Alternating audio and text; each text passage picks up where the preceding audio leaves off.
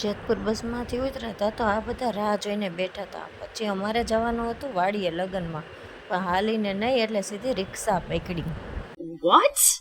ત્યાં પહોંચ્યા તરત જ આ બધા તો લાઈનમાં ગોઠવાઈ ગયા. એ કે એક હરખું લાઈનમાં જ બેસવાનું, અને આને શાંતિ ન હોય એને તો આખી વાડી ચેક કરી કે મામાએ બરોબર રાખી ને.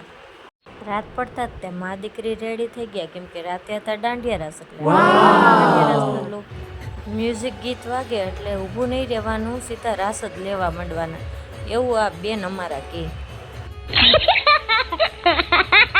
બેનની વાત માનીને મેં પણ રાસ લેવાનું શરૂ કરી દીધું, અને અમને મા દીકરીને રાસ લેતા જોઈને આને પણ ડાન્સ કરવાનું શરૂ કરી દીધું. આટલી વારમાં તો બે વરાજાની એન્ટ્રી થઈ ગઈ ધમાકેદાર.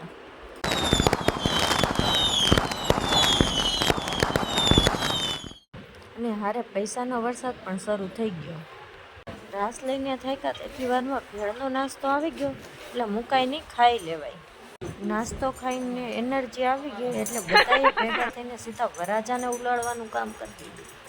અને નાગિન ડાન્સ વગર તો ગુજરાતી ગરબા હા વધુ રાત લે, એટલે બધાએ ભેગા થઈને નાગિન ડાન્સ શરૂ કરી દીધો. Like share subscribe. જય માતાજી. મળશે કાલે મસ્ત મજાના એક નવા બ્લોગમાં. Thank you.